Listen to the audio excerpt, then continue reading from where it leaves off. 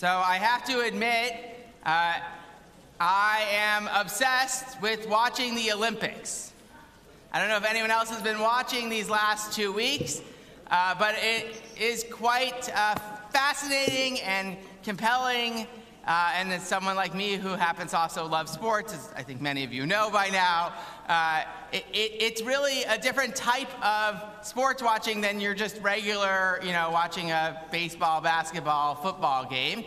Because you're watching these individual athletes do things that I don't think I would ever dare try to do, going down the ski mountain or the speed skating or all these things.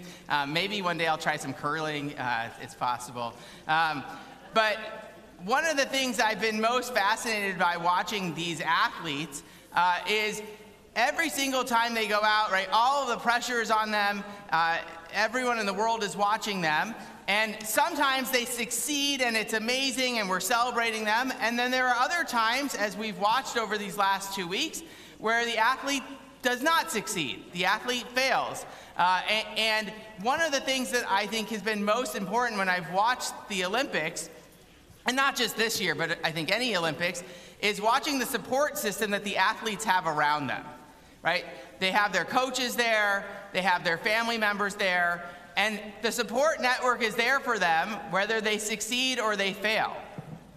And in our Haftarah this morning from the book of 1 Kings, we have the story from King Solomon, where King Solomon is telling our people what needs to be done in order to complete the building of the temple, right? The building of the big temple in Jerusalem. And of course, it relates directly to our Torah portion for this morning, where we get all the instructions from Moses and God of how to build the Mishkan, right? The tabernacle in the desert.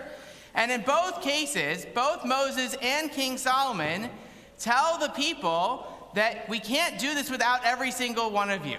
We can't do this without our support network that we have around us.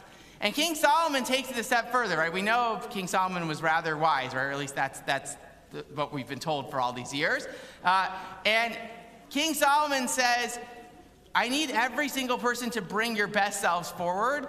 And it's okay if we're not perfect, because we're going to work together to build this temple. Right? It wasn't going to just be one person. It wasn't just going to be a group of people. It needed to be all of the Israelites. Everyone had to bring their best foot forward. And what King Solomon then says to the people is, every single one of you has a different strength. Every single one of you does something that enables everyone else around you to feel supported. And it's a great reminder for us on this Shabbat morning. There are people who are going to be the ones who may be the ones standing up in front of you and might get credit sometimes, but without our support networks around us, right, we're nothing. And our Jewish community functions the same way, right? We need people to volunteer in all different capacities, in all different ways, because without that, we don't function as a kehillah, as a community.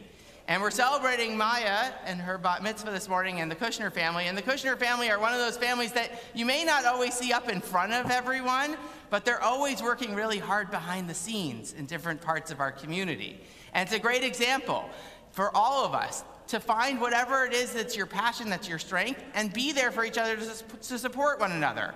And know that not every moment is going to be the greatest success. We're not always going to meddle in whatever it is that we're trying to do, but we're always there to support one another no matter what throughout our lives as well.